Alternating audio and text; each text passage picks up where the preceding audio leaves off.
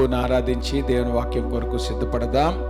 నిర్గమకాండం 33వ అధ్యాయం 18 నుండి 23 వరకు ఉన్నటువంటి భాగాన్ని మనం మార్చి చదువుకుందాం. నిర్గమకాండం 33 18 నుంచి 23 వచనాల వరకు బ్రదర్ సుధీర్ ఉత్తరప్రత్యుత్తరాలుగా ఇప్పుడు లీడ్ చేస్తాడు. ప్రభువైన యేసుక్రీస్తు వారి నామంలో అందరికీ వందనాలు తెలియజేస్తున్నాను. ఈ ఉదయకాల సమయంలో దేవుడు మనతో మాట్లాడేట కొరకు ఏర్పాటు చేయబడిన వాక్య భాగాన్ని వచనం వెంబడి వచనం మార్చి చదువుకుందాం. నిర్గమకాండము 33వ అధ్యాయము 18 నుంచి 23 వచనాలు. అతడు, దయచేసి నీ మహిమను నాకు చూపమనగా,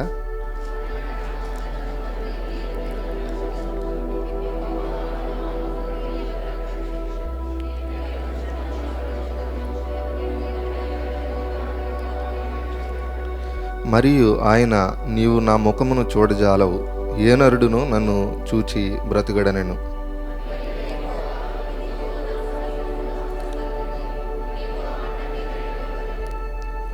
నా మహిమ నిన్ను దాటి వెళ్ళుచుండగా ఆ బండ సందులో నిన్ను ఉంచి, నిన్ను దాటి వెళ్ళు వరకు నా చేతితో నిన్ను కప్పెదను. అందరం కలిసి చదువుదాం.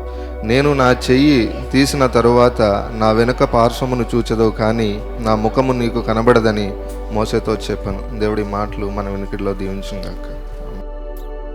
ప్రేమ కలిగిన మా ప్రభువా, మీకు పరిశుద్ధ నామానికి స్తుతులు, స్తోత్రాలు, వందనాలు. ఇంతవరకు ప్రభా మా పాటల ద్వారా, మా సాక్ష్యముల ద్వారా, మా అర్పణల ద్వారా మా ఆరాధన స్వీకరించిన దేవా, ఈ సమయంలో ప్రభా నీ వాక్యాన్ని మేము ధ్యానించినట్టుగా నీ వాక్యం ద్వారా మీరు మాతో మాట్లాడండి, మమ్మల్ని బలపరచండి. నీ వాక్యం ద్వారా ప్రభా మీరు మమ్మల్ని సంధించమని యేసు నామంలో ప్రార్థిస్తున్నాం తండ్రి. మన గత కొద్ది వారాలుగా మరి దేవుని సన్నిధి గురించినటువంటి ప్రాముఖ్యత గురించి మనం ధ్యానం చేసుకుంటూ వస్తున్నాం. ఈరోజు కూడా అదే విషయాన్ని మనం కొనసాగించుకుంటూ వెళ్దాం.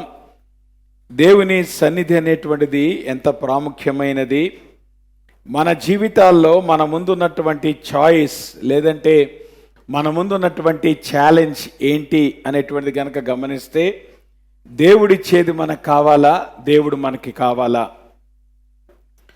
ఈ ప్రశ్న చాలాసార్లు మన సమాధానం చెప్పేటప్పుడు దేవుడు మాకు కావాలండి, దేవుడు మాకు కావాలి అని అంటూ ఉంటాం. కానీ నిజానికి చాలాసార్లు మన వ్యక్తిగత జీవితంలో మనం చూస్తే దేవుని కంటే దేవుడిచ్చే వాటిని మనం కోరుకుంటూ ఉంటాం. మరి నాకు ఎట్లాగ అర్థమవుతుంది నేను దేవుడిని కోరుకుంటున్నానా, దేవుడిచ్చే వాటిని కోరుకుంటున్నానా అంటే చాలా సింపుల్ టెస్ట్. దేవుడు మీకు ఇవ్వాల్సింది ఇవ్వకపోతే మీరు బాధపడుతున్నారా, సంతోషంగా ఉన్నారా? That's a test. అర్థమవుతుందా? దేవుడు మీరు కోరుకుంది ఇవ్వకపోతే మీరు బాధపడుతున్నారా, సంతోషిస్తున్నారా? దేవుడు మీరు అనుకున్నది గనక ఆయన చేయకపోతే మీరు బాధపడుతున్నారా, సంతోషిస్తున్నారా? మీరు బాధపడుతున్నారంటే దాని అర్థం ఏంటంటే మీరు దేవుడిచ్చే వాటిని కోరుకుంటున్నారని. దాన్ని మీరు అంగీకరిస్తున్నారంటే దాని కారణం ఏంటంటే మీరు దేవుణ్ణి కోరుకుంటున్నారని. సింపుల్. దీనికేం పెద్ద ఏమంటారు లాజిక్ అక్కర్లా, ఇదేదో పెద్ద ప్రశ్న ఏం కాదు. You need to understand. మనందరి జీవితాల్లో మనకి తీరి తెలుసు ఏంటది, దేవుణ్ణి కోరుకోవాలండి దేవుడిచ్చే వాటికంటే. కానీ సర్వసాధారణంగా మన జీవితాల్లో ఎప్పుడు కూడా మనము మెజారిటీ ఆఫ్ ద టైమ్స్ మనం దేవుని కంటే కూడా దేవుడిచ్చే వాటి కొరకు మనము ఆయనను వెంబడిస్తూ ఉంటాం. అది నేను తప్పని అంటలేదు. కానీ ఉన్నతమైనటువంటి క్రైస్తవ జీవితం ఏదంటే దేవుడిచ్చే వాటికంటే కూడా దేవుణ్ణి కోరుకోవటం అనేటువంటిది అది దేవునికి ఇష్టమైనది. అది మనం చేయగలిగితే అది బాగుంటుంది.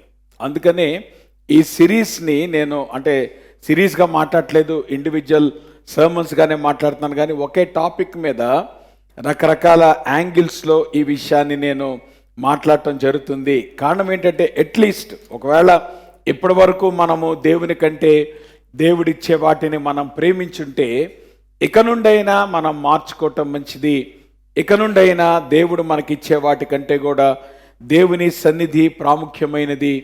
ఒకవేళ దేవుడు ఆయన ఇచ్చినా ఇవ్వకపోయినా, ఆయన మనం అనుకుంది చేసినా చేయకపోయినా, మనం అనుకున్నట్లు ఆయన మన జీవితాల్లో నడిపించినా నడిపించకపోయినా, ఎప్పుడు కూడా దేవుణ్ణి కోరుకునేటువంటి అటువంటి విలువలతో మనం జీవిస్తే అది మన జీవితానికి అది మంచిది అనేటువంటి విషయాన్ని మీకు నేను జ్ఞాపకం చేస్తూ ఉంటున్నాను. ఎందుకు దేవుణ్ణి కోరుకోవాలి దేవుడిచ్చే వాటికంటే? ఒకవేళ దేవుడు మనకి తోడుగా లేకుండా దేవుడిచ్చేటువంటివి మన జీవితాల్లో ఆయన సమకూరుస్తున్నా ఆ జీవితం వల్ల పెద్దగా ప్రయోజనం ఉండదు. కారణం ఏంటంటే మనము దేవుని లేకుండా, దేవుని యొక్క సన్నిధి తోడు లేకుండా మనం ఎంతో కాలం ముందుకి కొనసాగలేం. చాలా త్వరగానే మనం కనిపెడతాం.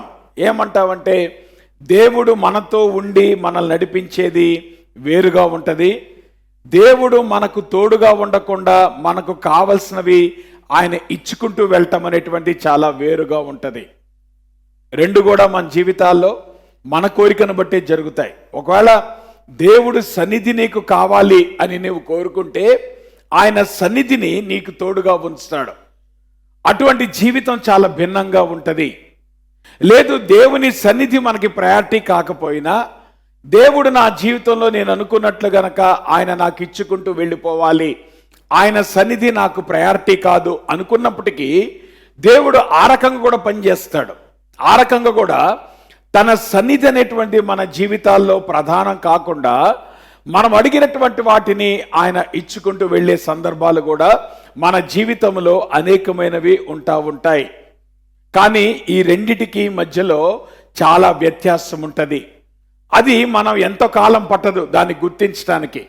దేవుని సన్నిధితో పాటు మనం ముందుకెళ్ళటం అనేటువంటిది అటువంటి జీవితానికి దేవుడు మనకిచ్చినటువంటి పొందుకొని మనం జీవించేటువంటి జీవితానికి చాలా వ్యత్యాసం ఉంటుంది. That's what you need to understand. అది చాలా త్వరగానే మనకి అర్థమైపోతూ ఉంటుంది. ఎందుకు ఈ మాట అంటున్నానంటే దేవుడు తన చిత్తములో ఆయన మనకు దయచేయటం వేరు, మనము కోరుకున్నది ఆయన ఉద్దేశం కాకపోయినా ఆయన మనకి ఇవ్వటం వేరు. మొదటిది రైట్ డెసిషన్ అయితే రెండోది రాంగ్ డెసిషన్ అవుతుంది. అది దేవుడిచ్చింది కాదు, కానీ నువ్వు కోరుకున్నావు కాబట్టి ఆయన నీకు ఇచ్చాడు.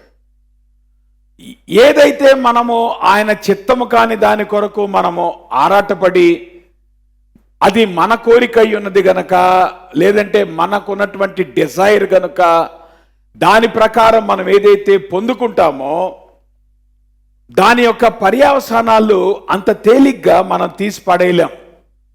వాటి తాలూకా ఛాయలు మన జీవితాల్లో కొనసాగుతూనే ఉంటాయి.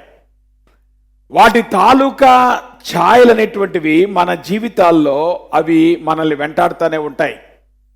ఆబ్వియస్గా మనం బయటకు చెప్పకపోయినా మన హార్ట్ ఆఫ్ హార్ట్స్లో అయినా మనకు అర్థమవుతుంది, నేను కోరుకున్నది అది నా ఇష్టం, ఇది దేవుని చిత్తం కాదు అనేటువంటిది దేవుడు చాలా స్పష్టంగా తెలియజేస్తాడు. కారణం ఏంటంటే ఆబ్వియస్గా దేవుడు మనకిచ్చింది అయినప్పటికీ కూడా అది ఆయన సంకల్పం చొప్పున ఇచ్చింది కాదు, కానీ నువ్వు కోరుకోవటాన్ని బట్టి ఇచ్చింది కనుక దానివల్ల కూడా నీకు క్షేమం ఉండదు జీవితంలో. That's what you need to understand. మన జీవితంలో క్షేమకరమైంది ఏదైనా ఉందంటే 100% దేవుడు కోరుకున్నది మనకిచ్చిందే, అదొక్కటే 100%. ఎటువంటి అటాచ్మెంట్స్ లేవు. అది మన జీవితానికి మేలుకరమైంది. దానిలో ఛాలెంజెస్ ఉండొచ్చు, దానిలో ప్రాబ్లమ్స్ ఉండొచ్చు, దానిలో మనము చాలా క్లిష్టమైనటువంటి పరిస్థితులు ఎదుర్కోవచ్చు. కానీ at the end of the day నువ్వు దేవుని చిత్త ప్రకారం నీ జీవితంలో ఏదైతే నువ్వు పొందుకున్నావో that is the safest thing that you can acquire in your life. నీ జీవితంలో నువ్వు చాలా క్షేమకరమైనటువంటి నువ్వు పొందుకునేది ఏదైనా ఉందా అంటే అది దేవుని చిత్తానుసారంగా నీకు ఇవ్వబడింది. అది కాకుండా మనము చేసేటువంటి ప్రతి నిర్ణయం కూడా అది దేవుడు మనకిచ్చినప్పటికీ కూడా ఇట్స్ ఎ రాంగ్ డెసిషన్. దానివల్ల వచ్చేటువంటి పర్యవసానాలు ఉంటాయి. వాటిని తిరిగి మనం అండూ చేసుకొని అవన్నీ మనం క్రమంలో పెట్టుకునేటప్పటికీ in the course of time you will be losing so many things. చాలా విషయాలు మనం కోల్పోతాం. విచిత్రం ఏంటో తెలుసా, దేవుని చిత్తము కాంది మనము సంపాదించుకున్నప్పుడు మనం సంపాదించుకునే దానికంటే కోల్పోయేది ఎక్కువ ఉంటుంది. అది ఎంతో కాలం పట్టదు మనకు అర్థం కావడానికి. In the process you begin to lose, you don't acquire. ఆ విషయాన్ని మనం అర్థం చేసుకోవాలి. ఒకవేళ దేవుని చిత్తము కానిది నేను సంపాదించుకున్నా,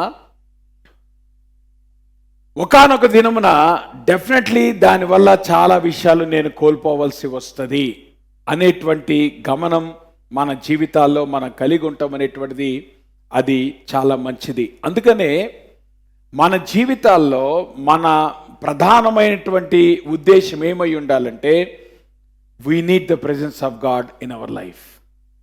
దేవుని సన్నిధి నాకు తోడుగా ఉండాలి. ఎందుకు ఇశ్రాయేలీయులు దేవునిని వదిలిపెట్టేసి వాళ్ళు ఒక దూడను చేసుకొని వాళ్ళు ఆ దూడను ఆరాధించడం జరిగిందంటే కారణం ఏంటంటే, వారి జీవితంలో దేవుని సన్నిధి అనేటువంటిది ప్రభావవంతముగా లేకపోయింది. నేనంటాను, దేవుని సన్నిధి గనక మన జీవితాల్లో ప్రభావవంతమైనటువంటి ఫ్యాక్టర్గా ఉంటే దేవుని తప్పిపోవడం అంత ఈజీ కాదు. మన ఆత్మీయ జీవితాల్లో మనం డిస్ట్రాక్ట్ అవుతున్నామంటే, మన ఆత్మీయ జీవితాల్లో మనం తప్పిపోతున్నామంటే, మనం ఆత్మీయ జీవితాల్లో అంత స్ట్రాంగ్గా మనం నిలబడలేకపోతున్నామంటే దానికి కారణం ఏంటంటే, God's presence is not heavy on us. దేవుని సన్నిధి మన మీద అంత భారంగా లేదు కనుకనే చాలాసార్లు మన జీవితాల్లో మనం డిస్ట్రాక్ట్ అవుతున్నాం. అందుకే ఈ సంఘటన అయిన తర్వాత ఇది గుర్తించినటువంటి మోషే ఏమని ప్రార్థన చేశాడు? ప్రభువా, నువ్వు వెంటనే మమ్మల్ని ఎక్కడి నుండి తప్పించేసి ఈ గొడవలంతా ఎందుకు, మమ్మల్ని వెంటనే కనాన్లోకి నువ్వు తీసుకెళ్ళిపోతే సరిపోదు కదా అన్నాడా? అనలేదు. ఏమన్నాడు? ప్రభువా, నీ సన్నిధి మాకు కావాలి. అంటే దాని అర్థం ఏంటి? నీ సన్నిధి యొక్క ప్రభావం ఈ ప్రజల మీద లేదు గనుక వాళ్ళు నీ మీద తిరుగుబాటు చేసి నీకు వ్యతిరేకంగా వాళ్ళు విగ్రహారాధన చేశారు.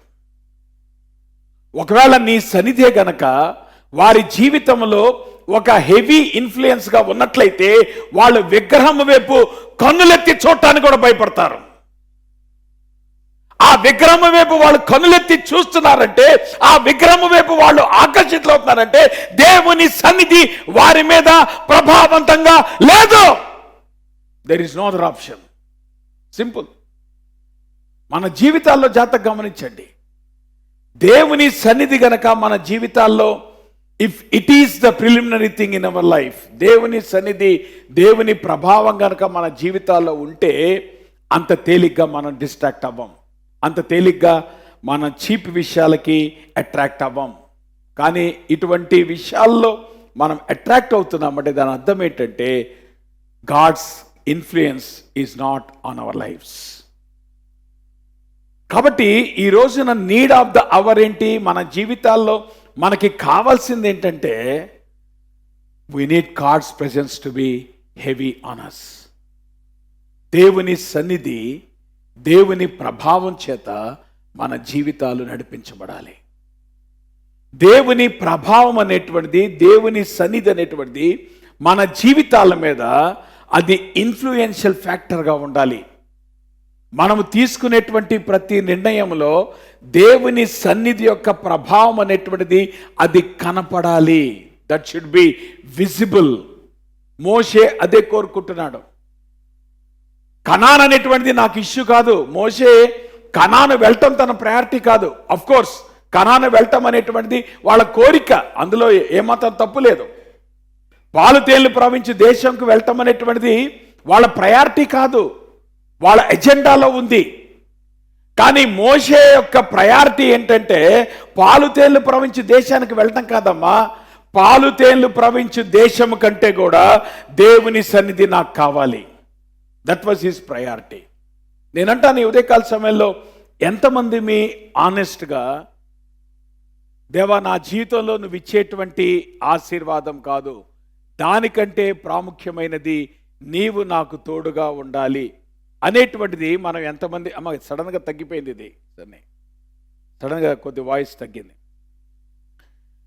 ఎంతవరకు ఇది మన జీవితాల్ని ప్రభావితం చేస్తుంది అనేటువంటి దాన్ని ఉదయకాల సమయంలో మనము ఆలోచించవలసినటువంటి అవసరత ఎంతైనా ఉంది.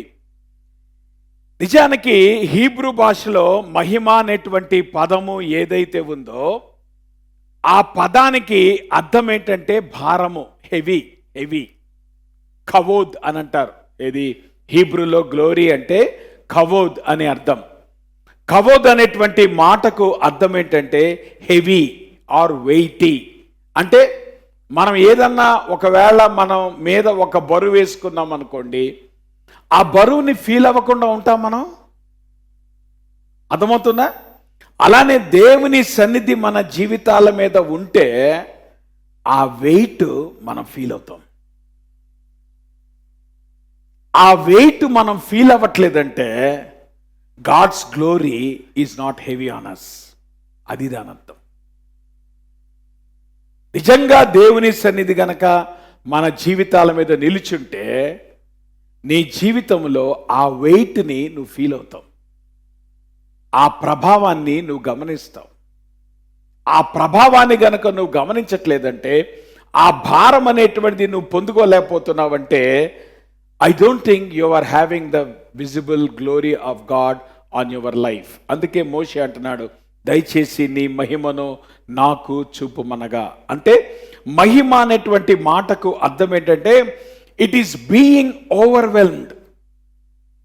అంటే ఇంకా మనము అంటాం కదా, కింద మీద పడిపోతున్నామండి, తల మునకలైపోతున్నామండి. అంటే దేవుని యొక్క గొప్పతనము చేత, దేవుని యొక్క వెయిటినెస్ అనేటువంటిది ఏదైతే మనం ఉందో అది మన జీవితాలని కింద మీద చేయాలి.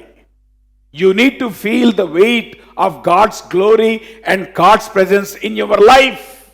అది దాని అర్థం. మహిమ అనేటువంటి పదానికి అది అర్థం. You need to be overwhelmed. దేవుని యొక్క సంతోషము చేత హద్దులు లేనటువంటి ఆ సంతోషాన్ని నువ్వు అనుభవించగలగాలి. దేవుని సన్నిధి మన జీవితాల్లో హెవీగా ఉండటాన్ని బట్టి హద్దు లేనటువంటి ఆ తృప్తిని నీ జీవితంలో అనుభవించగలగాలి. That is what God's presence can do in your life. కారణం ఏంటంటే మళ్ళీ తగ్గిపోయింది. దేవుని మహిమ అనేటువంటిది it is nothing but the sum total of who God is. దేవుడు ఏమై ఉన్నాడో అదే దేవుని యొక్క మహిమ. అంటే దేవుని మహిమను కోరుకోవటం అంటే ఒక రకంగా దేవుణ్ణి కోరుకోవటమే అనేటువంటి విషయాన్ని మనము అర్థం చేసుకోవాలి. అందుకే ఒక ఆయన అంటాడు, he who has God and everything else. ఎవరైతే తమ జీవితాల్లో దేవుని కలిగి ఉండి దేవునితో పాటు అన్ని కలిగి ఉంటారో, ఒక్క దేవుని కలిగి ఉన్నటువంటి వాళ్ళతో పోల్స్తే వాళ్ళే రిచ్ పీపుల్ కాదు.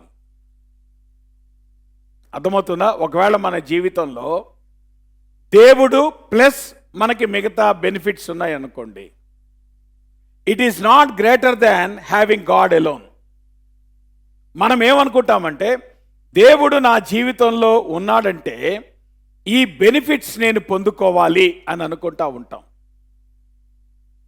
ఈ బెనిఫిట్స్ ఉండటం బట్టే నేను దేవునిలో ఏమంటారు ధనవంతునిగా ఉంటాను అని అనుకుంటాం. కానీ నిజానికి వాస్తవం అది కాదు. దేవునితో నువ్వు దేన్ని యాడ్ చేయలేవు. ఫర్ ఎగ్జాంపుల్, దేవుడు నీతో పాటు ఉన్నాడు అనుకోండి అమ్మా, ఈవెన్ మ్యాథమెటికల్గా మీరు చూస్తే ఇన్ఫినిటీ ప్లస్ 1 lakh ఎంత అవుతుంది? ఇన్ఫినిటీ అవుతుంది, అంతేనా? పోనీ ఇన్ఫినిటీకి నువ్వు 10 lakhs కలిపావు అనుకో, ఎంత అవుతుంది? ఇన్ఫినిటీ అవుతుంది. పోనీ ఇన్ఫినిటీకి నువ్వు 100 crores కలిపావు అనుకో, ఎంత అవుతుంది? అంతేనా? సో ఇప్పుడు నీ జీవితంలో దేవుడు ప్లస్ 100 కోట్ల ఆస్తి ఉందనుకో, నువ్వేమవుతావు? మార్పు ఏమైనా ఉంటుందా? ఏమ్మా, మనం ఏమనుకుంటున్నాం? ఇప్పుడు మన జీవితం అంతా దేని కొరకు ఆరాటపడుతున్నాం? దేవుడు కావాలి. దేవునితో పాటు ఏం కావాలి?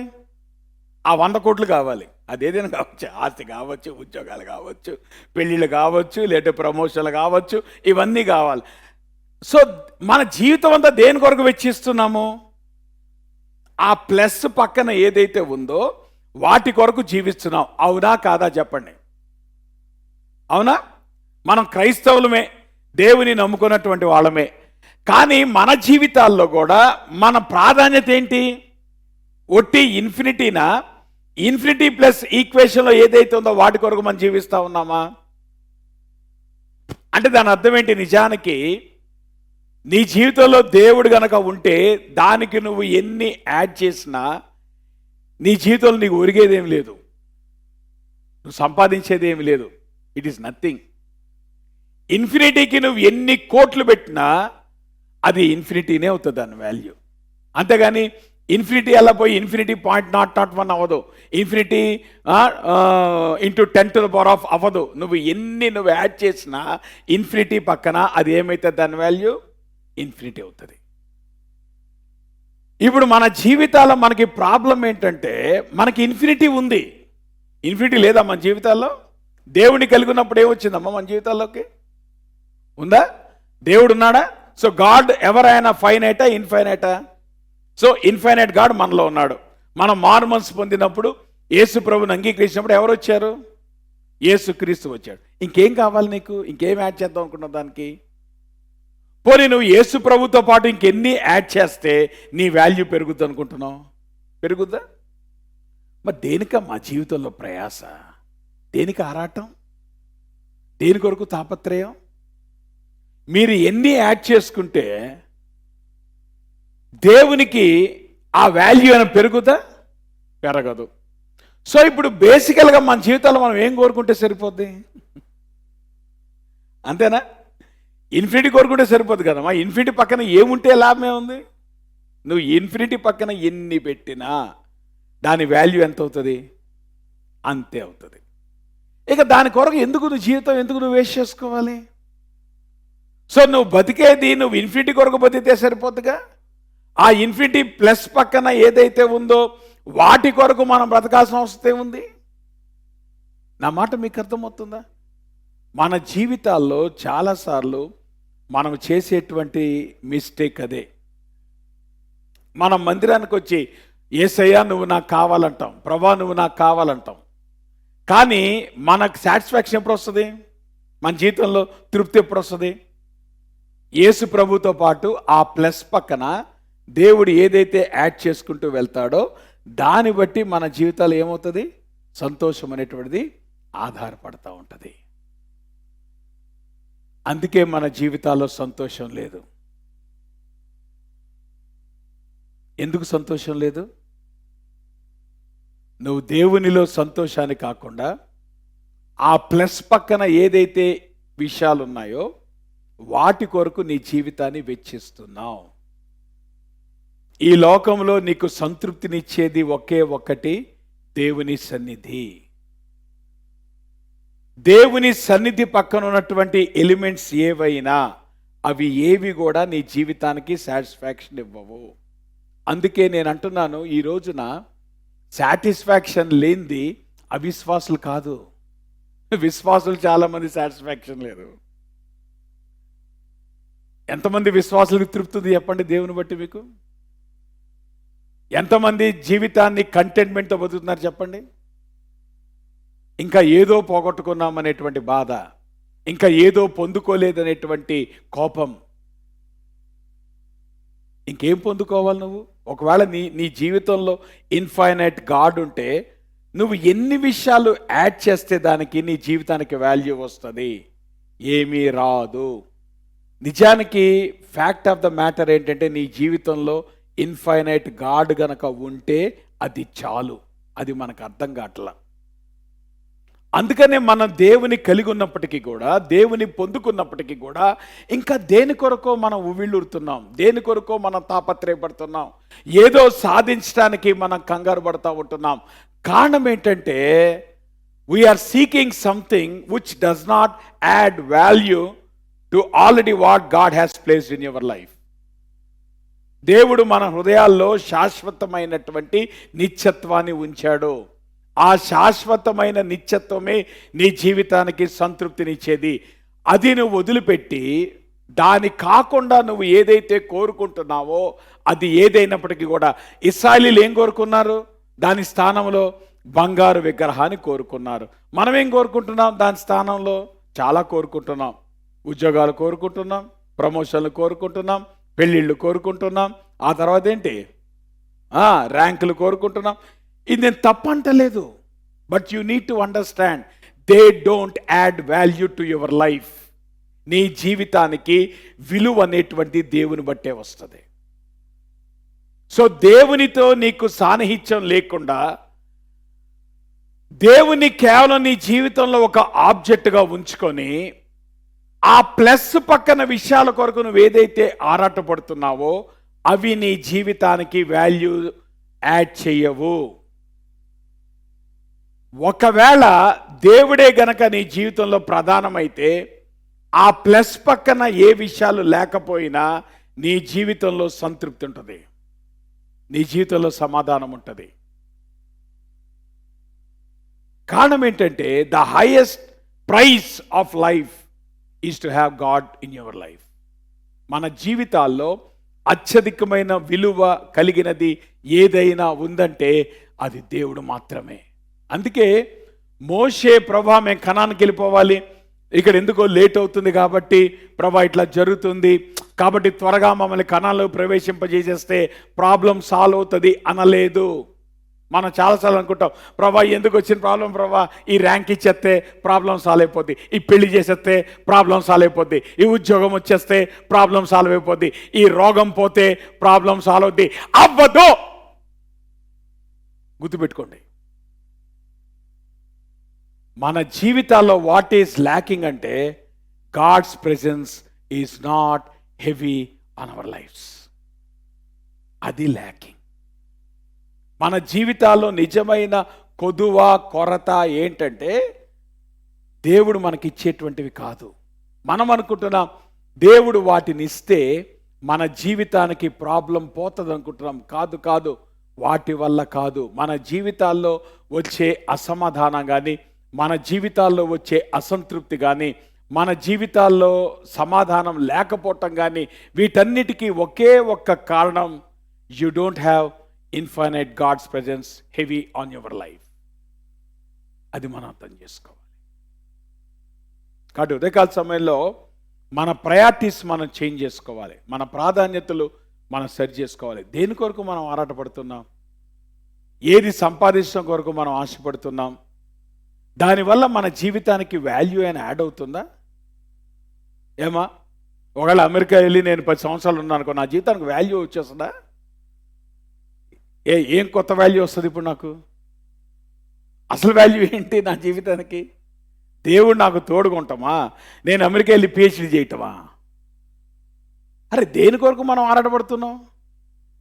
ఆ మాట మీకు అర్థమవుతుందా? You need to understand. ఈ విషయాలు ప్రాధాన్యత కానే కాదు. ఈ విషయాల కొరకు మనం జీవించాల్సిన అవసరం లేదు. ఈ విషయాలను బట్టి మన జీవితాలకు దమ్మిడి విలువ కూడా పెరగదు. అసలు విలువ మన జీవితాలకి దేని బట్టి ఏంటంటే when God's presence is heavy on your life. మన జీవితాల మీద ప్రభావవంతమైనటువంటి దేవుని మహిమను మనం అర్థం చేసుకోవాలి. ఇక జాగ్రత్తగా గమనించండి, మన జీవితాల మీద 2 రకాలైనటువంటి భారాలు ఉన్నాయి. ఇవి 2 కూడా భారాలే. ఏంటి అవి 2 అనంటే గనక, ఒకటి దేవునితో నీ జీవితం భారమే, రెండోది ఈ లోకంలో వచ్చేటువంటి ప్రాబ్లమ్స్ కూడా నీ జీవితానికి భారమే. అవునా? అందుకే మనం చాలాసార్లు మన జీవితాన్ని ఎట్లా చూస్తూ ఉంటాం, ఏమండి ఇన్ని సంపాదించాను కానీ నా బరువులు తీరలేదండి అంటే. ఇప్పుడు జాగ్రత్త గమనించండి, లోకములో ఉన్న జీవితము అంతా కూడా అది కూడా ఒక వెయిటీ లైఫే. గ్రీఫ్ అనేది కూడా మన జీవితాల్లో సమాధానం లేకపోవటం, సంతోషం లేకపోవటం అనేటువంటిది, నీ జీవితం హ్యాపీగా ఏమి ఉండదు. ఇప్పుడు జాగ్రత్తగా గమనించి, బాగా తాగేవాడు ఉన్నాడు అనుకోండి, వాడు హ్యాపీగా ఉన్నాడు అనుకుంటారా? వాడు హ్యాపీగా లేడు కాబట్టి తాగుతున్నాడు. బాగా జీవితాన్ని ఎంజాయ్ చేసేవాడు హ్యాపీగా ఉన్నాడని జీవితాన్ని ఎంజాయ్ చేస్తాడు అనుకున్నావా? లేదు, ఆడికి ఏం చేయాలో చేత కావట్లేదు కనుక జీవితాన్ని ఎంజాయ్ చేసి ఆ యొక్క దీన్ని వాడు తీర్చుకుంటున్నాడు. అంటే అర్థం ఏంటి తెలుసా? ఈ లోకంలో your life that you are going to lead, అది కూడా చాలా హెవీ లైఫే. పోనీ ఇంకో పక్కన దేవుని దగ్గరికి వస్తే పోనీ దేవునితో నీ జీవితం లైట్గా ఉంటుందా, హెవీగా ఉంటుందా? కదా, యేసుప్రభువు వారు ఏమన్నాడు? నా యొద్దకు వచ్చేవాడు ఏమి తీసుకొని నన్ను వెంబడించాలన్నాడు? ఆయన కాడిని మన భుజం మీద వేసుకొని నడవాలన్నాడు. అంటే యేసు ప్రభుతో జీవితం కూడా తేలికైందా, బరువైందా? నా మాట మీకు అర్థమవుతుందా? లోకములో జీవితము బరువైందేనమ్మా. అంటే ఒకవేళ నువ్వు దేవుని కనుక పక్కన పెట్టేస్తే లోకములో నువ్వు ఎదుర్కొనేదంతా కూడా భారమే, అది ఏదైనా. సో ఈ లోకంలో ఉన్న జీవితము కూడా అది భారమైందే.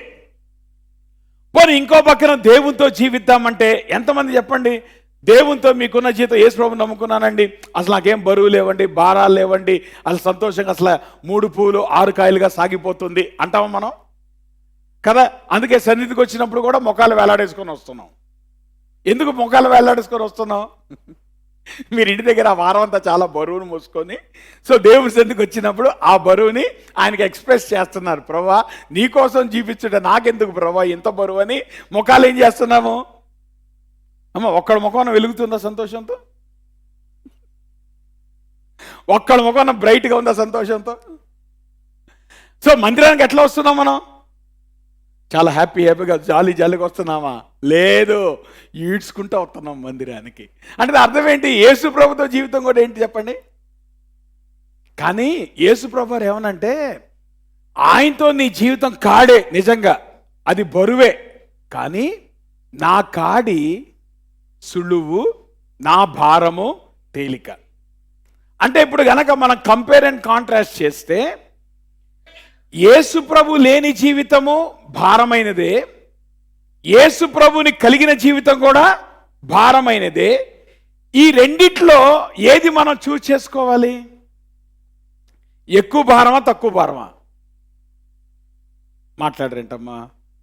ఇప్పుడు ఈరోజు పాలిటిక్స్లో మనం ఏం చూస్ చేసుకుంటున్నాం? అందరూ మంచోళ్ళ లీడర్స్. సో ఉన్నాళ్ళు కొద్దిగా బెటర్ వాడిని, రైట్? అందరూ అమ్మ చక్కగా ఓటు హక్కు వినియోగించుకోండి. ఎంతమంది ఓట్లు వేస్తారు? అర్థమైనా? మన చర్చిలో అందరూ ఓట్లు వేయండి, మీ ఇష్టం, ఎవరికి ఓటు వేసుకుంటారో అది మీ ఇష్టం. కానీ ఓటు వేయటం మీ బాధ్యత. ఎప్పుడు వచ్చేవారో మనకు ఓట్లు కదా, May 13 ఇంకో 2 వీక్స్ ఉన్నాయి. కాబట్టి నాయకుల కోసం ప్రార్థన చేయండి. మీ బాధ్యతగా, అది హాలిడే అనుకోమాకండి కదా. చాలామంది ఏమనుకుంటారంటే ఓటు వేసే రోజు అమ్మ అది హాలిడే కాదు, మీ బాధ్యతను, దేవుడు మీకు ఇచ్చిన బాధ్యతను చక్కగా వెళ్ళి సద్వినియోగం చేసుకోండి. మీకు చాలా ఆప్షన్స్ ఉన్నాయి, ఏ ఆప్షన్కైనా మీరు ఓటు వేసుకోవచ్చు, అది ప్రాబ్లం కాదు. నా మాట మీకు అర్థమవుతున్నా? సో ఇప్పుడు మనం దేన్ని ఎన్నుకుంటున్నాం? ఉన్నాటిలో బెటరు అని అనుకున్నాం అనుకో. ఇప్పుడు జాగ్రత్త గమనించండి, దేవుని కలిగినటువంటి జీవితము భారమైనదే, దేవుడు లేనటువంటి జీవితము భారమైనదే. ఈ రెండిటిలో ఏది బెటరు? దేవుని కలిగినటువంటి భారమా, దేవుడు లేనటువంటి భారమా? That's what you need to choose. మనం అనుకుంటున్నాం దేవుని యొక్క ఏమంటారు అవసరత లేకుండా ఈ లోకంలో జీవించేవాడు, don't think you are leading a happy life. No, it is not a happy life. అది భారభరితమైనటువంటి వేదన తీసుకొచ్చేటువంటి జీవితం. అలానే దేవుణ్ణి కలిగి ఉన్నప్పటికీ కూడా ఈ లోకంలో మన దేవుని కొరకు జీవించేది కూడా, అది కూడా భారమైనటువంటి జీవితమే. కానీ ఈ రెండిట్లో మీరు పోలిస్తే ఏది లెస్ వెయిట్ఫుల్? యేసుప్రభువు వారే చెప్పాడు, నా కాడి సులువు, నా భారము తేలిక. చెప్పండి, బరువు అంటే దాని అర్థమే బరువైందని అర్థం. బరువు తేలిగ్గా ఎక్కడన్నా ఉంటుందా? ఆ మాట మీకు అంత బరువు అంది ఏందంటాం మనం? తేలికైందని అంటాం, బరువైందని అంటామా? సో ప్రభు ఏమంటున్నాడు? నాతో జీవితం బరువే, కానీ ఆ బరువు ఎటువంటి బరువు అన్నాడు ఆయన? తేలికైనటువంటి బరువు. సో ఇప్పుడు మనం దేన్ని చూస్ చేసుకోవాలి? దేవుడు లేనటువంటి బరువుని చూస్ చేసుకుందామా, దేవునితో ఉన్నటువంటి బరువుని చూస్ చేసుకుందామా? మీరు అనుకోమాకండి, దేవునితో పాటు అంత ఈజీ కాదు జీవించడం. There are instances where you need to stand for God. ప్రతి విషయంలో దేవుని కొరకు నిలబడాలి. నీ పెళ్లిలో దేవుని కొరకు నిలబడాలి, నీ ఉద్యోగాల్లో దేవుని కొరకు నిలబడాలి, నీ కుటుంబాల్లో దేవుని కొరకు నిలబడాలి. అదేమి అంత భారము లేనటువంటి జీవితం అనుకోమాకండి. ప్రతి విషయంలో కూడా దేవుని కొరకు జీవించమంటే it's not an easy thing. Every ఏరియాలో కూడా ఆ బరువుని నువ్వు మీద వేసుకోవాల్సిందే, ఆ సిలువను నువ్వు మీద వేసుకోవాల్సిందే. అది బరువైందే.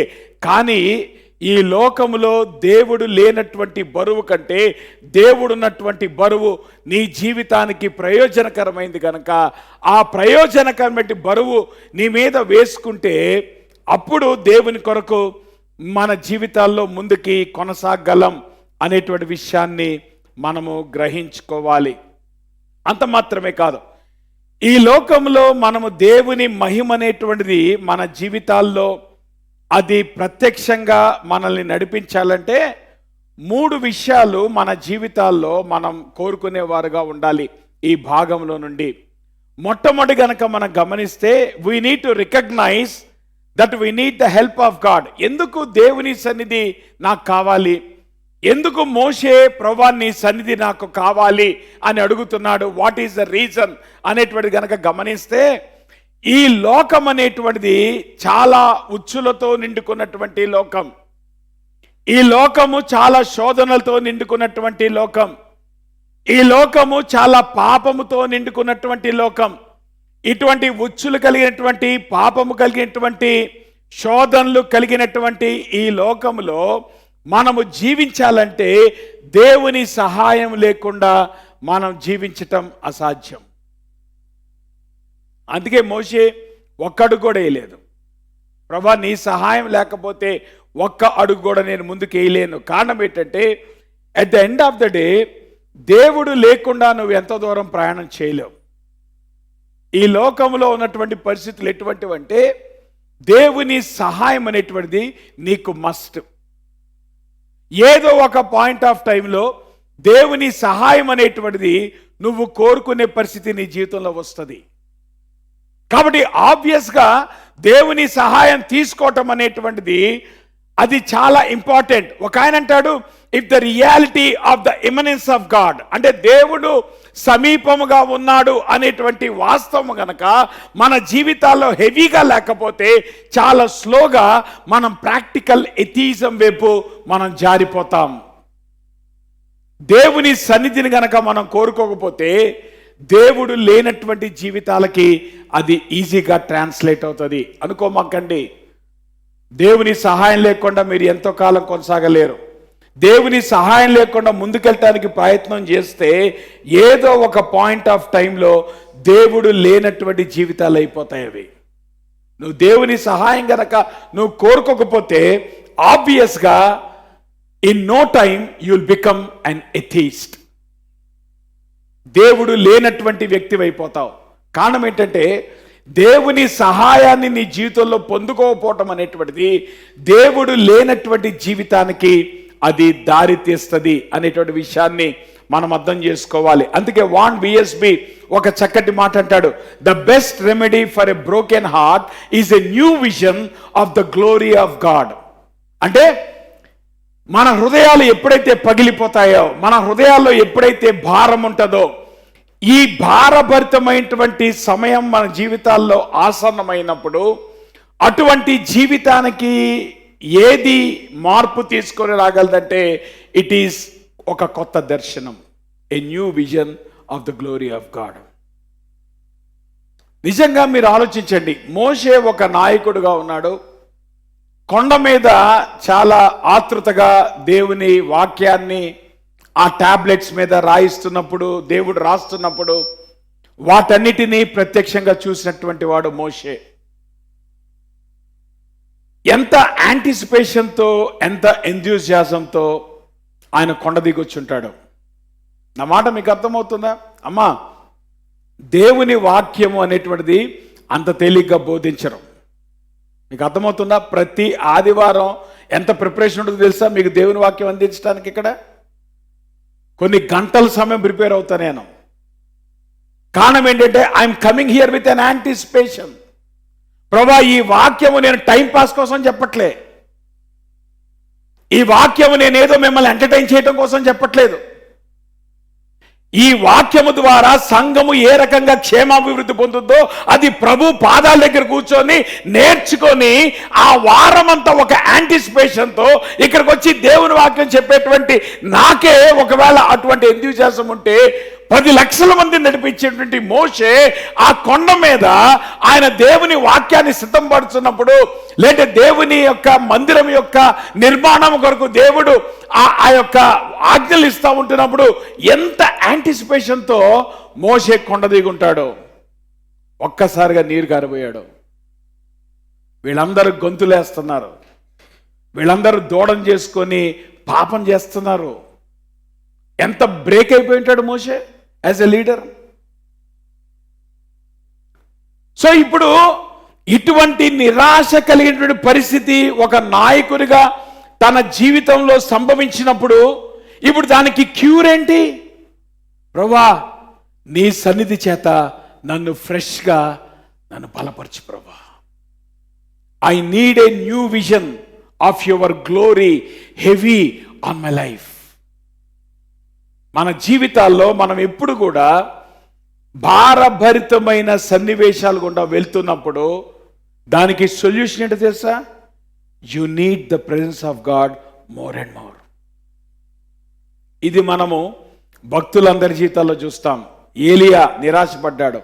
అమ్మా, మన జీవితాల్లో మనం ఎంత గొప్పవారమైనా కానీ కొన్ని స్టేజెస్లో మనం నిరాశపడతాం, కొన్ని స్టేజెస్లో మనం డిప్రెస్ అవుతాం, కొన్ని స్టేజెస్లో మనం డిసప్పాయింట్ అవుతాం. అటువంటప్పుడు రెమెడీ ఏంటి? You need the fresh visitation of God's glory. అందుకే ఏలియాని ప్రభు ఎక్కడ తీసుకెళ్ళాడు? హోరేబు పర్వతం దగ్గర తీసుకెళ్ళాడు. హోరేబు పర్వతం దగ్గర తీసుకెళ్ళి ఏలియాతో ప్రభు మాట్లాడుతున్నాడు, నువ్వు ఇక్కడ ఏం చేస్తున్నావు? అక్కడ ప్రభువు ఏలియాని నూతనంగా దర్శించడాన్ని బట్టి అప్పుడు మినిస్ట్రీ మళ్ళా కొనసాగింది. అలానే పౌలు కూడా అదే అన్నాడు ఫిలిప్పీలకు రాసిన పత్రికలో, ఆయనను ఎరుగు నిమిత్తము ఆయన శ్రమలలో పాలివాడొకటి ఎట్టిదో అది ఎరుగు నిమిత్తం. అంటే పౌలు యొక్క డిజైర్ ఏంటి? To know him, to be in his presence. ఏలియా ఎట్లాగా మళ్ళా బలం పొందుకున్నాడు? దేవుని సన్నిధి చేత అతడు మళ్ళా ఆ ప్రభావాన్ని తిరిగి పొందుకున్నాడు. అలానే ఇప్పుడు మోషే ఏం కోరుకుంటున్నాడు? ఎంతో యాంటిసిపేషన్తో వచ్చాడు. ఇక్కడ చాలా రివర్స్ సీన్ కనబడుతుంది. వెంటనే ఏమంటున్నాడంటే, ప్రభువా, నీ సన్నిధి నాకు కావాలి. I need a fresh interaction with your glory, with your presence. నీ సన్నిధి చేత నేను ఫ్రెష్గా నేను మళ్ళా ప్రిపేర్ అవ్వాలి. అమ్మ, జాగ్రత్త గమనించండి. మన జీవితాల్లో మనం వెళ్ళేటువంటి ప్రతి నిరాశకరమైనటువంటి సందర్భాల్లో మనకి బలము తెచ్చేది ఏదైనా ఉందంటే it is nothing but the fresh glory of God. దేవుని మహిమ అనేటువంటిది మన జీవితాల్లో అటువంటి పరిస్థితి తీసుకొస్తుంది. కారణం ఏంటో తెలుసా? మన జీవితాల్లో దేవుని సహాయం కావాలి. దేని కొరకు? అరణ్య యాత్రను మనం కొనసాగించడానికి. మనందరి జీవితాల్లో అరణ్య యాత్ర అనేటువంటిది అది మస్ట్. ఏదో ఒక పాయింట్ ఆఫ్ టైంలో ఏదో ఒక ఏమంటారు మెజర్తో ఆ యొక్క అరణ్య యాత్ర అనేటువంటిది మన జీవితాల్లో మనం కలిగి ఉంటాం.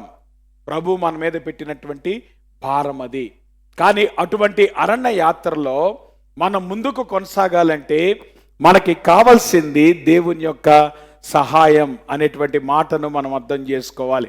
అంత మాత్రమే కాదు, మనందరి జీవితాల్లో కూడా దేవుని యొక్క మహిమను మనం ఎప్పుడు మనం ఎక్స్పీరియన్స్ చేస్తామంటే not in the time of our blessing, it is in the time of our crisis. మన జీవితాల్లో ఎప్పుడైతే సమస్య వస్తుందో, మన జీవితాల్లో ఎప్పుడైతే ఇబ్బంది వస్తుందో అక్కడే మనము దేవుని యొక్క మహిమను మనం అనుభవించగలుగుతాం అనేటువంటి విషయాన్ని మనం అర్థం చేసుకోవాలి. అంత మాత్రమే కాదు, రెండవ కారణం ఎందుకు మోషే దేవుని మహిమను కోరుకుంటున్నాడు అనేటువంటిది కనుక గమనిస్తే, మోషేకి దేవుని పేరు చాలా ముఖ్యం. మీరు పిల్లలతో చాలాసార్లు మీరు వాళ్ళు మంచి జీవితాలు జీవిస్తారు అని జీవించాలి అని ఎందుకు కోరుకుంటారు? మీరు చెప్తారు, రే మీ అమ్మ పేరు చెడగొట్టమాకరా, మీ నాయన పేరు చెడగొట్టమాకరా, లేదంటే మీ తాత పేరు చెడగొట్టమాకరా. అంటే దాని అర్థం ఏంటి? ఎందుకు మంచిగా జీవించాలి? మనందరికీ కూడా టు సర్టెన్ అమౌంట్ ఏముంది, ఆనర్ అనేటువంటిది ప్రతి ఒక్కళ్ళు మనం కోరుకుంటాం. నువ్వు ఈ రకంగా చేయటం వల్ల ఇదిగో వీళ్ళ పేరు బద్నామవుతుంది కాబట్టి పేరు చెడగొట్టమాక. మోషే ఎందుకు దేవుని సన్నిధిని కోరుకుంటున్నాడు? ప్రభా మా వల్ల నీ పేరు చెడిపోకూడదు. కారణం ఏంటంటే దేవుడు క్రైస్తవుని పిలిచిందమ్మా మనలేదో పరలోకంలో తీసుకెళ్ళటానికి కాదు. చాలామంది అనుకుంటున్నారు, అయ్యా నన్ను రక్షించుకున్నావయ్యా, నన్ను పరలోకం తీసుకెళ్తున్నావయ్యా, మంచిదే. నువ్వు ఒక్కడవే పరలోకానికి వెళ్ళటానికి దేవుడిని రక్షించుకోవాలా. నీతో ఎంతమందిని పరలోకాన్ని తీసుకెళ్తావు చెప్పు? మీరు సింగిల్ రిజర్వేషన్ చేసుకున్నారు పరలోకానికి, చక్కగా బెర్త్ కన్ఫర్మ్ అయిపోయింది. యేసు ప్రభుని నమ్ముకున్నావు, బెర్త్ కన్ఫర్మ్ అయిపోయింది. చచ్చిపోతే ఎక్కడికి వెళ్తావు? దాని కొరక ప్రభు మిమ్మల్ని రక్షించుకుంది. దేవునికి పేరు ఎప్పుడు వస్తుంది? దేవుని నామానికి ఆనర్ ఎప్పుడు వస్తుంది? మీ జీవితాలు చూసి కొంతమంది ప్రభావితం చేయబడి మీతో పాటు ఒక కంపార్ట్మెంట్ బుక్ చేసుకొని వెళ్ళగలరా పరలోకానికి? మాట్లాడరేంటమ్మా? సింగిల్ బర్త్లో పరలోకానికి వెళ్తున్నారా? కనీసం ఒక కంపార్ట్మెంట్ ఫిల్ చేసుకొని మీతో పాటు పరలోకాన్ని తీసుకెళ్తున్నారా? దేవుని సన్నిధి ఏం చేస్తుంది? మన జీవితాల్ని ప్రభావితం చేసినప్పుడు మన జీవితం చేత ప్రభావితం చేయబడే వాళ్ళు అనేక మంది ఉంటారు. మన సాక్ష్యాన్ని బట్టి ప్రభావితం చేయబడే వాళ్ళు ఉంటారు. మన జీవితంలో మనం తీసుకునే నిర్ణయాలను బట్టి ప్రభావితం చేయబడి ప్రభువుని అంగీకరించే వాళ్ళు ఉంటారు. సో ఆ రకంగా ఏమవుతుంది? అన్యజనుల మధ్య, దేవుని ఎరుగినటువంటి ప్రజల మధ్యలో దేవుని యొక్క గౌరవం పెరుగుద్ది. దేని బట్టి పెరుగుద్ది? మన జీవితాలను బట్టి, మన సాక్ష్యమును బట్టి. మనం ఎప్పుడైతే దేవునిలో మనం ఎదుగుతామో, మనం ఎప్పుడైతే దేవుని చేత, దేవుని సన్నిధి చేత మనం ప్రభావితం చేయబడతామో, మన జీవితాన్ని బట్టి ఇతరులు ఎప్పుడైతే దేవుని చేత ఆకర్షించబడతారో అది దేవునికి నామాన్ని, ఘనత తీసుకొచ్చేటువంటి అంశం. అందుకే మోషే అంటున్నాడు, నీ సన్నిధి నాకు కావాలి, నీ సన్నిధి ఇశ్రాయేలు ప్రజలతో ఉండాలి. కారణం ఏంటంటే ఇశ్రాయేలీల దేవుడు వారి మధ్య ఉన్నాడు అనేటువంటిది లోకంలో ఉన్నటువంటి వారు ఎప్పుడైతే గమనిస్తారో వాళ్ళు ఎవరి దగ్గరికి వస్తారు? ప్రభు దగ్గరికి వస్తారు. వాళ్ళు ప్రభు దగ్గరికి ఆకర్షితులు అవ్వాలంటే దేవుడు బలంగా ఎవరి జీవితంలో పనిచేయాలి? ఇశ్రాయేలీల జీవితంలో పనిచేయాలి. అమ్మా, ఈ రోజున లోకము ఊరికే ప్రభు దగ్గరికి రాదు. మీ జీవితంలో దేవుని సన్నిధి యొక్క వెయిట్ కనపడకుండా don't expect others to be influenced by God. అది ఎవరైనా కావచ్చు, మీ కుటుంబీకులు కావచ్చు, మీ బంధువులు కావచ్చు, మీ స్నేహితులు కావచ్చు, మీ కొలీగ్స్ కావచ్చు. మీ జీవితాల్లో దేవుని యొక్క వెయిట్ అనేటువంటిది కనపడకుండా వాళ్ళు ఎట్లా ఆకర్షించబడతారు దేవుని వైపు? సో దేవుని సన్నిధి మన జీవితాల్లో మన మీద బలంగా ఉన్నప్పుడే కదా వాళ్ళు ఆకర్షించబడేది. వాళ్ళు ఆకర్షించబడినప్పుడే కదా దేవుని పేరుకి గొప్పతనం వచ్చేది. సో గాడ్స్ ఆనర్ అనేటువంటిది దేని బట్టి పెరుగుద్ది? దేవుని సన్నిధి మన జీవితాల మీద ప్రభావితంగా ఉండే కొద్దీ. ఫైనల్గా మోషే అంటాడు, నీ సన్నిధి ఎందుకు ప్రభావవంతంగా నా జీవితం మీద ఉండాలంటే ఫర్ గాడ్స్ రెవల్యూషన్. దేవుని యొక్క ప్రత్యక్షత అనేటువంటిదమ్మా చాలా అద్భుతంగా దేవుడు ఇక్కడ మోషేకి ప్రత్యక్షపరచుకుంటాడు. ఎట్లా ప్రత్యక్షపరచుకుంటాడు? మొట్టమొదటి అంటాడు, నేను ముందు వెళ్తా, నువ్వు నా వెనక నుండి చూడంటాడు. అర్థమవుతుందా? మన జీవితంలో రాంగ్ స్టెప్ ఎక్కడ వేస్తాం తెలుసా? ప్రభా నేను ముందెళ్తా, నాతో పాటు నువ్వురా, లేంటే ఒకవేళ నాకు ఇబ్బంది వచ్చినప్పుడు నువ్వు షార్ట్ కట్లో నువ్వు వచ్చేయి, కానీ ముందు నువ్వు వెళ్తే నీ వెనక నేను వస్తాను అంటా మనం అనం.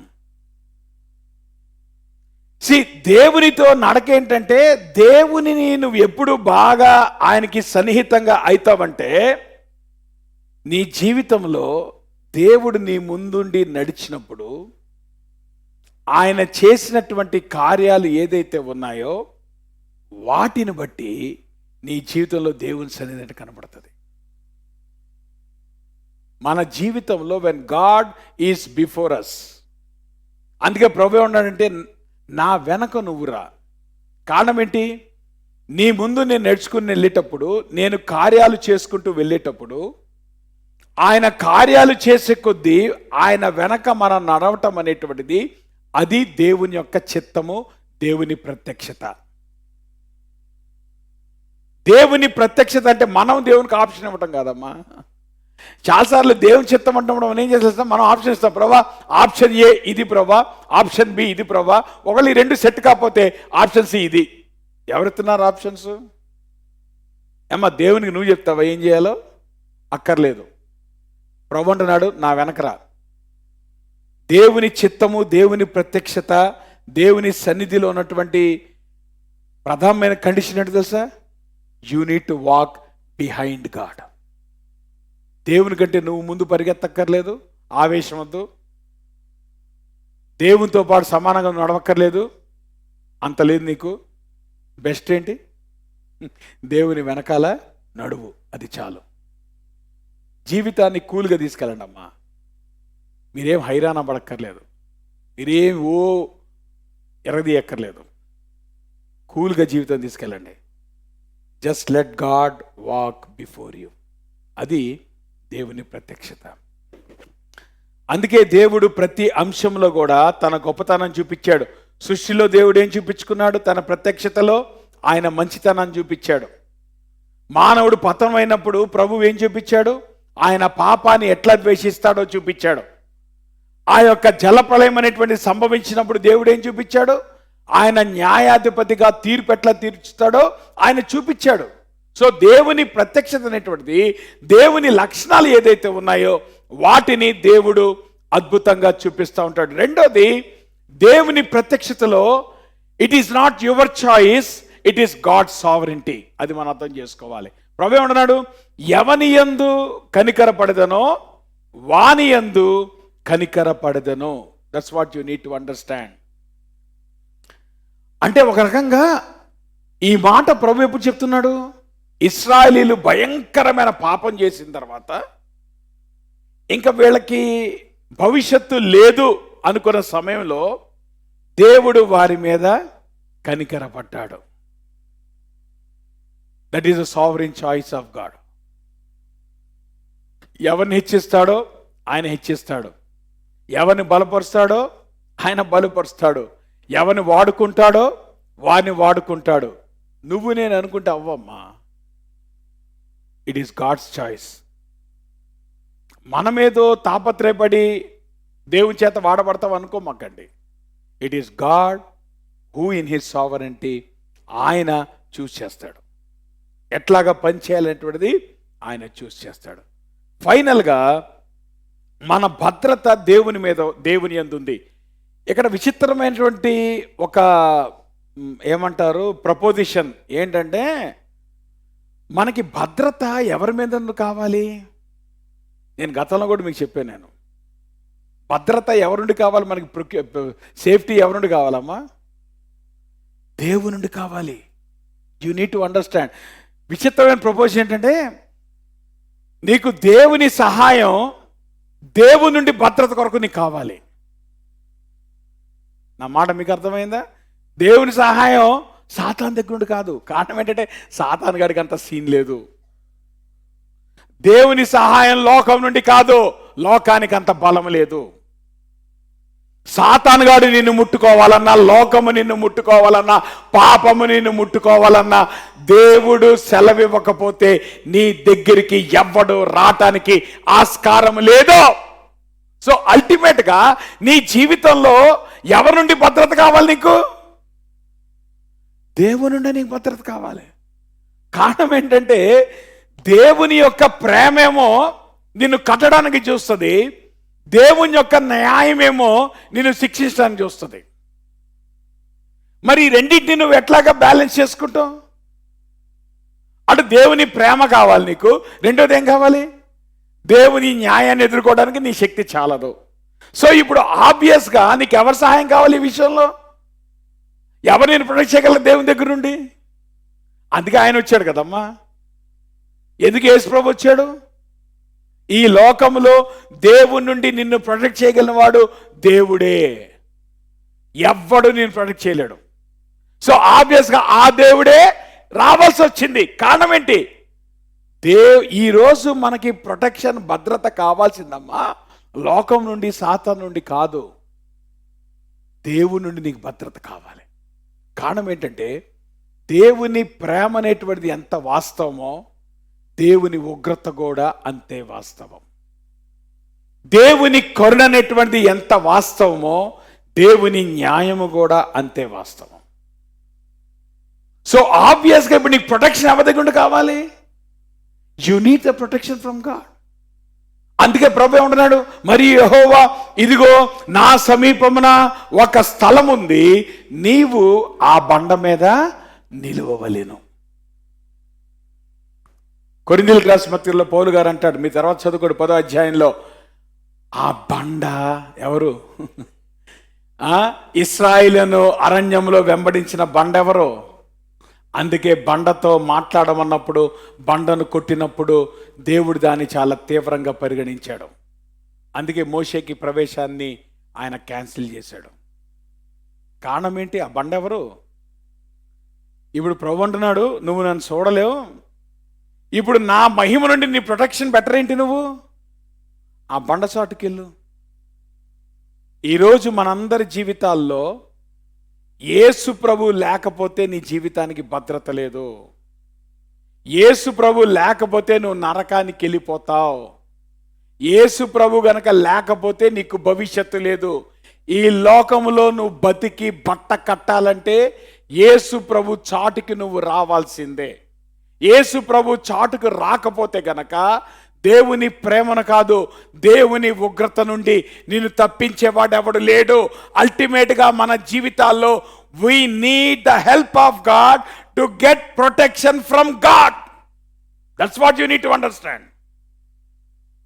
ఈరోజు దేవుడే మనల్ని దహించగలడు. ఈరోజు దేవుడే మనల్ని అప్పగించగలడు. ఈరోజు దేవుడే మనల్ని అవమానం గురి చేయగలడు. ఈరోజు దేవుడే మన జీవితాల్లో నష్టాన్ని తీసుకొని రాగలడు. ఈ లోకంలో దేవుని హస్తాన్ని ఆపగలిగింది ఏది లేదు. కాబట్టి ఇప్పుడు భద్రత ఎవరి దగ్గర కావాలి? నీకు దేవుని దగ్గర రావాలి. అందుకే దేవుని దగ్గరికి రా. అందుకే ప్రభు యేసయ్యని ఇచ్చాడు. అందుకే ఆ బండనిచ్చాడు. మోషే, నన్ను చూస్తే నువ్వు చచ్చిపోతావు, నువ్వు తట్టుకోలేవు. కాబట్టి ఇప్పుడు నీకు భద్రత కావాలి. ఆ భద్రత ఎక్కడుంది? క్రీస్తులో ఉంది. ప్రార్థన చేసుకుందాం. ఉదయకాల సమయంలో దేవుని వాక్యపు వెలుగులో మన జీవితాలు పరిశీలించుకుందాం.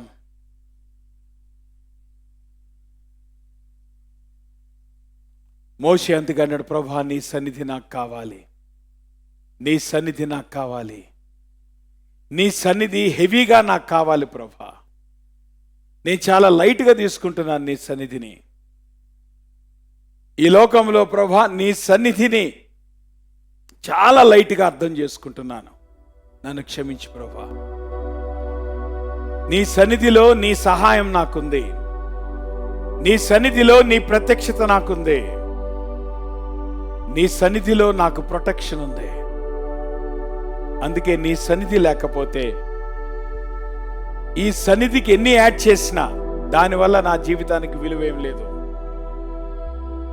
ఈ లోకంలో నా జీవితాన్ని కంట్రోల్ చేయగల వాళ్ళు ఎవరైనా అంటే ప్రభా నువ్వు మాత్రమే. కనుక నీ దగ్గరికి వస్తున్నా, నీ సన్నిధి కావాలి. ప్రభుని అడగలుగుతాం. మనం ప్రార్థన చేసుకుందాం. దేవుని వాక్య వెలుగులో మనం సరి చేసుకుందాం. ఆయన సన్నిధిని మనం కోరుకుందాం. ఆయన సన్నిధి మన జీవితాల్లో బలంగా ఆయన పనిచేయాలని, దాన్ని బట్టి మనం ప్రభుని కోరుకుందాం. అందరూ లేచి నిలబడి ముగింపు ప్రార్థన చేసుకొని ఆశీర్వాదంతో సెలవు తీసుకుందాం.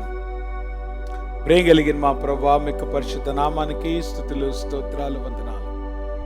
ఉదయకాల సమయంలో ప్రభా నీ పాద సన్నిధికి వస్తూ ఉంటాను. నీ సన్నిధి మాకు రాని ఎడల మేము ముందుకు అడిగేయమని ప్రభా మోషే ప్రార్థన చేసినట్లు మా జీవితాల్లో ప్రభా నీవిచ్చే వాటికంటే నీ సన్నిధిని మేము కోరుకునే వాళ్ళంగా, నీ సన్నిధిలో మాకు సహాయం ఉంది, నీ సన్నిధిలో మాకు ప్రత్యక్షత ఉంది, నీ సన్నిధిలో మాకు ప్రొటెక్షన్ ఉంది. నీ సన్నిధి లేకుండా ప్రభా మా జీవితాల్లో ఎంతో దూరం మేము ముందుకు కొనసాగలేం. క్రీస్తులో మీరు మాకేదైతే ఆ భద్రతని ఇచ్చారో ఆ బండ చాటుకి మా జీవితాలు మేము తీసుకోవటం ద్వారా, ఆ బండ యొక్క ప్రొటెక్షన్ని ప్రభా మా జీవితాల్లో మేము పొందుకోవటం ద్వారా నీ ఉగ్రత నుండి మేము తప్పించబడతాం, నీ కోపం నుండి మేము తప్పించబడతాం. కనుక మీరు సహాయం చేయండి. నీ సన్నిధిని మేము కోరుకున్నట్లు ప్రభా మీరు కృప చూపించండి. యేసు నామములో ప్రార్థిస్తున్నాం తండ్రి. పరలోకమందున్న మా తండ్రి, మీ నామం పరిశుద్ధపరచబడును గాక, మీ రాజ్యం వచ్చును గాక, మీ చిత్తం పరలోకం నెరవేర్చిన భూమి నెరవేరును గాక. మా దిన ఆహారం నేడు మాకు దయచేయండి. మా మనస్సులు మేము క్షమించు ప్రకారం క్షమించండి. మమ్మ శోధుల దక్క దుష్టుడు తప్పించండి. రాజ్యము, శక్తి, మహిమ నిరంతరం మీరై ఉన్నారు తండ్రి. మన తండ్రి అయిన దేవుని యొక్క ప్రేమయు, కుమారుడు యేసుక్రీస్తు వారి కృపయు, పరిశుద్ధాత్మ యొక్క అన్యోన్య సహవాసం ఇప్పుడు మనకు సదాకాలము తోడయుండి ఆయన రాకడ పర్యంతము భద్రపరిచి నడిపించునుగాక. ఆశీర్వాదంబుల్ మా మీద వర్షింపజేయు మీషా, ఆశతో నమ్మియున్నాము నీ సత్య వాగ్దాతము. ఈ మీద కృమ్మారించుము దేవా, క్రమార ప్రేమ వర్షాంబుల్ కృమ్మారించుము దేవా. ఆమేన్. మా అందరికి వందనాలు.